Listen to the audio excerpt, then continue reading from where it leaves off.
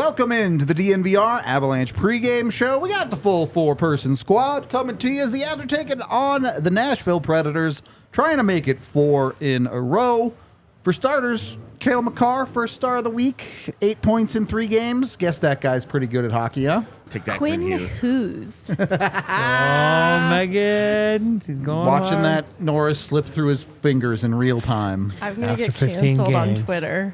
I made that pun in an article during when they were like fighting for the Calder. Some dude got so mad at me in the comments and was like, unacceptable. And I was I'm like, scared.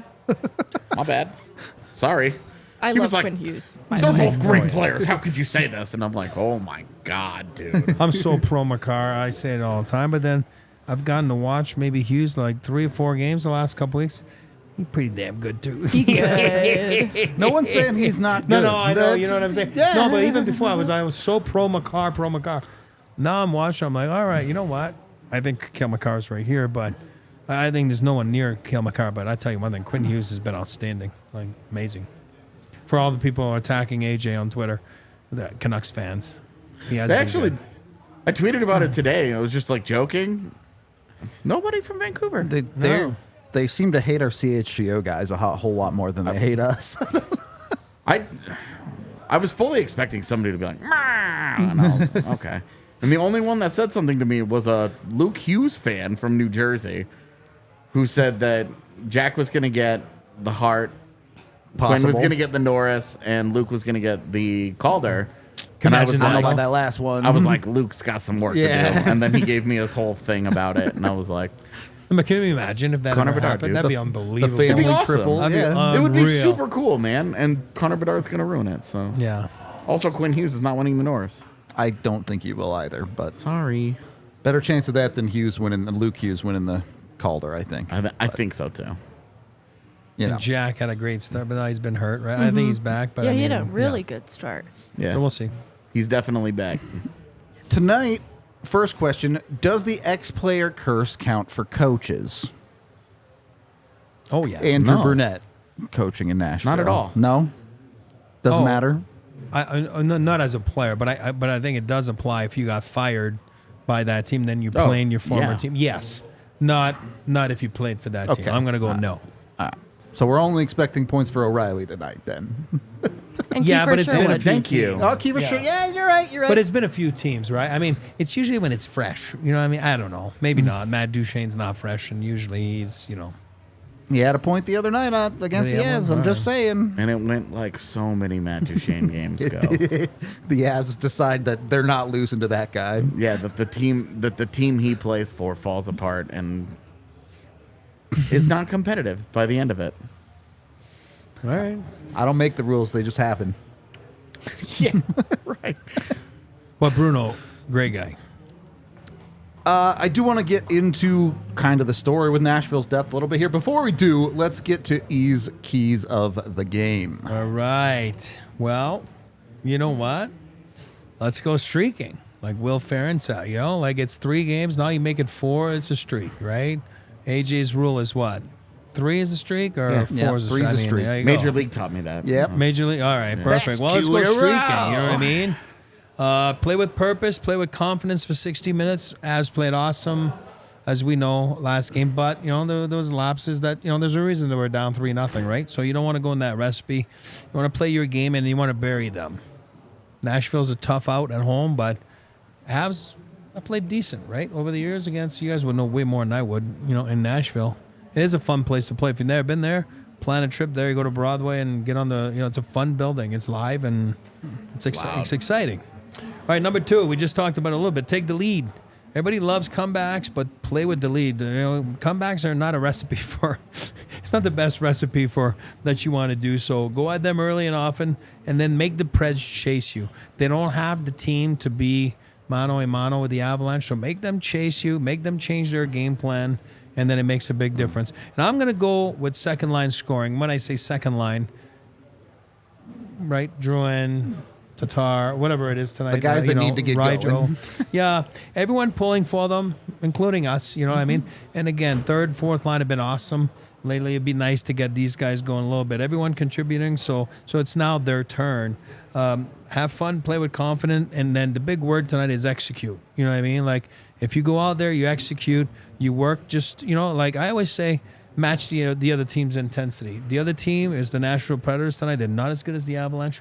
But if you're much better than an opponent and you match the intensity and you work as hard as the guy next to you, all you have to do is execute. You should be able to come out victorious.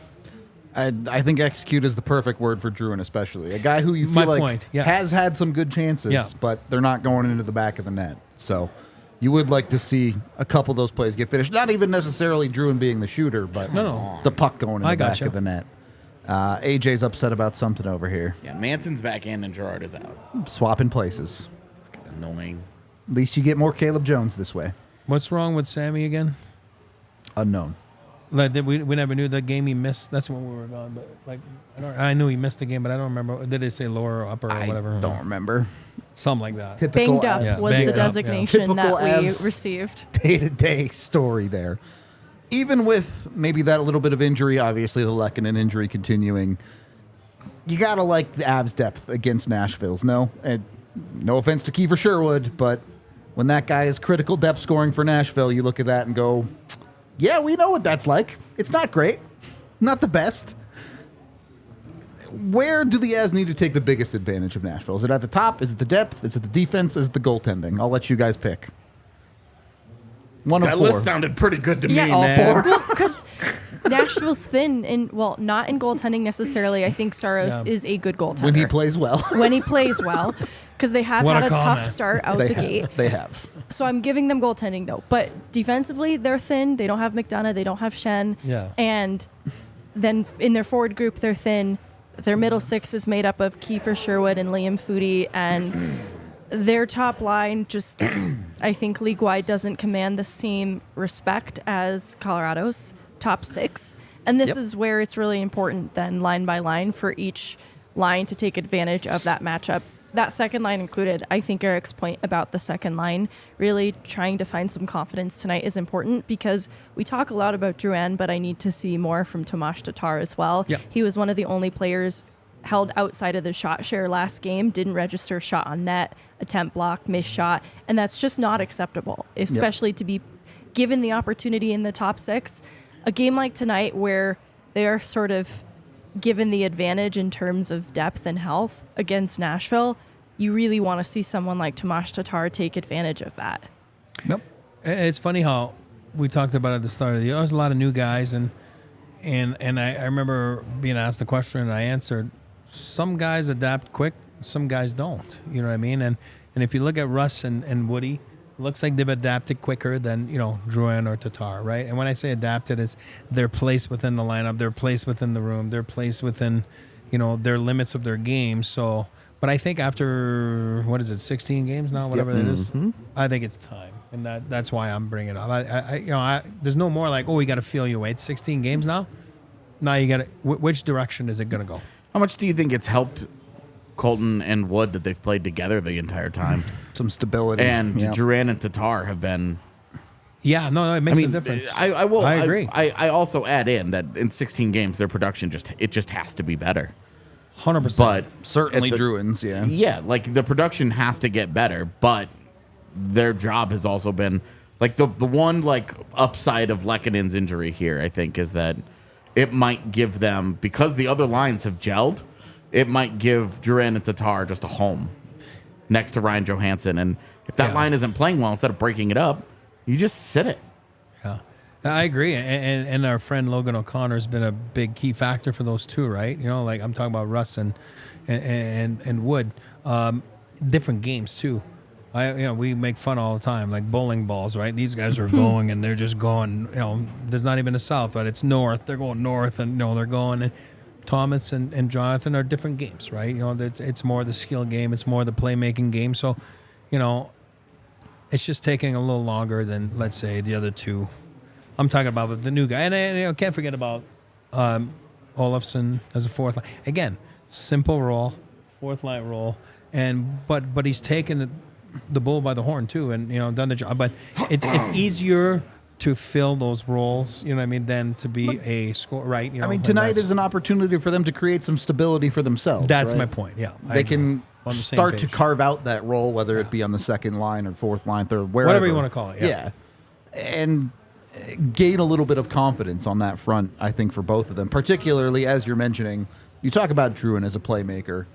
Tatar's supposed to be a goal scorer. Yeah, it's a good. It's a Really good. weird to see With a great Oh, shot, seven. shoot first guy, Tomas Tatar. not shooting. Yeah. It's weird. And guys, I was in Vegas, the first year the Misfits, and he came in at the deadline, right? They gave up. I mean, that was a bad trade there, but First, second, and third round first, picks. second, and third, and it did, and again, I'm not bashing Thomas. He was lost in there. He was lost, and they couldn't figure out. Gerard Gallant didn't know where to put him in the lineup, and he had so much success in Montreal. Was it Montreal? I don't remember. No, he went to Montreal, wherever he was before. Detroit. He came from Detroit to Vegas. Yep. Then he went to Montreal, and then found success again in Montreal. But that playoff run there, they had to sit him because it was the logical thing to do. And I felt so bad because he was lost in those Misfits. Like he had no identity, didn't know where to go, who to be with. Couldn't find himself in the power play, and you almost felt bad for him, and I did. And then they had to move on from him, and that's why I say, looking back at it, first, second, and third, that was a tough one for the Knights. But they worked out pretty good for them. Wanted to touch on your second key as well. You'll be shocked to know that a team being built by Barry Trotz wants to win 1-0 every single night. So, yeah, we talk about this on a bigger picture. The Avs have not scored the first goal of the game enough, but I think it's even more important against a team like Nashville. They are 5-0 when they do. There you go. Pretty good. Just letting you. I was actually going through it last night to see where the Avs sit league wide. It's kind of interesting. Anecdotal, but they really, Colorado, when they get a lead, they have not blown it much this season. Have they? It's really the Islanders game in the third period where they had the 1-goal lead that disappeared at the very start, and then they won the game anyway. they regained the lead and then Yeah, that's right. blew Yeah. their doors off at the end of it. Yeah. Is that the only one where they've blown a third period lead anyway? It's the only one that I can think of a lead. They've had they tied Seattle and then blew that, but they never led in that game. Right. That's I don't know that they have had any other leads that have disappeared. So they've been real good from ahead, to say the least. Yeah.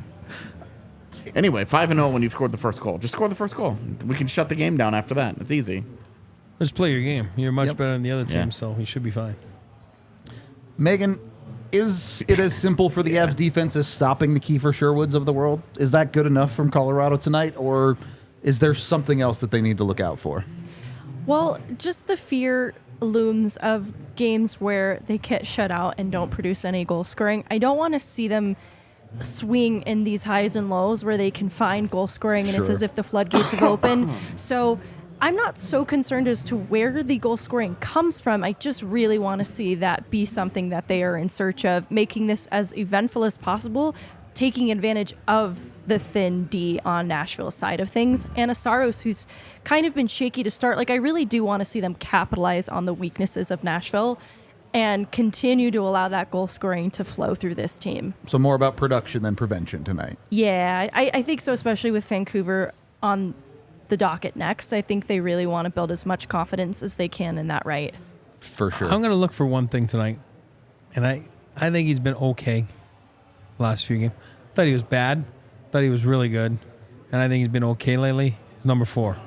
Boba. Yeah. I want a big game from him tonight. You know, when they get their offense and, the activation from the Ds, and it's just not Cale, right? It's everybody, and they're so beautiful to watch the Avs when everybody's going.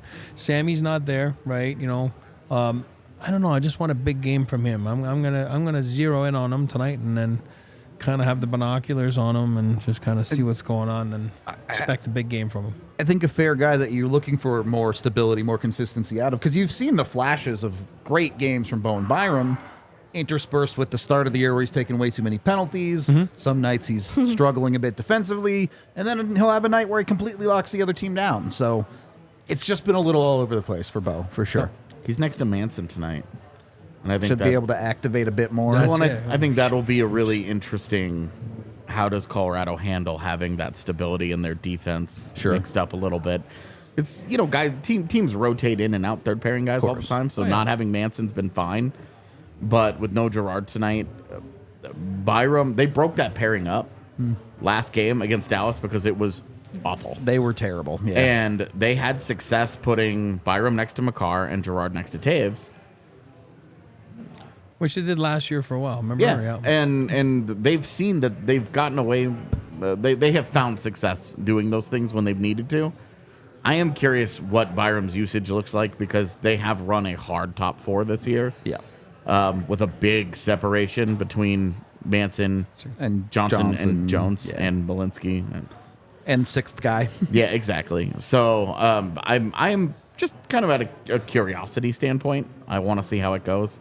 And I want to see how healthy Josh Manson is and how he plays because that's a guy that he has more to give. For sure. Not looking for a Stanley Cup playoff run out of him. That was like the best Josh Manson's ever played in his life. Yeah. But Unreal in that thing. Looking to see, I would like to see a good solid night out of Manson. And this is the kind of team that you're like, you want to get Ryjo maybe a 5v5 goal. Yeah, That's a former team. Yeah. Yeah, exactly. The curse of the X-Avs goes both ways, or the curse of the X-player, yeah. I guess, goes Get both 'em. ways. Like, It it's does. fine. Ryjo and O'Reilly just shake hands at center ice and the game starts 1-1. Yeah, I'm good with that, man. I'm cool with it. Let's do that. Want another night out of Georgiev? Like Yeah, a I solid think night out of that's- Georgiev. He's yeah. going against UC Saros, as Megan mentioned. Not great to start the year. Nashville as a team has actually been a little above average defensively, little below average offensively, which you would expect with the players that they have. Yep. I think Andrew Burnett's doing what he can to get a competitive offense out of them. This is the kind of team. Do not lose your special teams battle. That's how you lose. Yep. That's how you lose these games. Don't give Bingo. them free stuff. They've had a decent power play. They so Little bit of, what's the word? I want to say respect, but that's not the right word. Play a disciplined game. That'll work. Don't be Jonathan Drew and taking offensive zone penalties. Dude, that's got to just stop. Yep. Regardless of opponent, be done. Dumb. All right, let's take a look at my bets for the night. I'm sticking with the top star of the week in Cale Makar on this one. Taking the Avs to win. I think they're going to produce a bit. Well, hopefully Saros stays struggling. And then I'm taking Cale Makar to score a goal, all in a parlay that you can get plus 550 on. So pretty good deal over at Bet365. When you get over with Bet365 and the DNVR 365 code, you can get a bunch of amazing boosts, including same-game parlays like that one. There's a ton of other options, too, if you go over there on this Avs game tonight. So go get your bets in with Bet365 and make sure your sports are never ordinary. Of course, you must be 21 or older, physically located in Colorado. Please gamble responsibly. If you or someone you know has a gambling problem, call 1-800-GAMBLER today. Getting into final thoughts on this hockey game. Are we continuing this mantra, I think, over this 3-game streak that the Avs have been on? A lot of conversations about just keep it simple. Yeah. Don't have to do anything crazy. Play simple hockey. Get it to the net. Do the types of things the little things, I suppose, that win hockey games. Is it still the same story for the Avs? I think that's why the third line has had success, and I think they could all channel their inner third line tonight. Love it. Where are we at in my 10-game segment again now? So we're 7-3 the first they're one. 4 So and 2 now so far. Yeah, they're 6 Or in. 5 and 2. 5-2, No.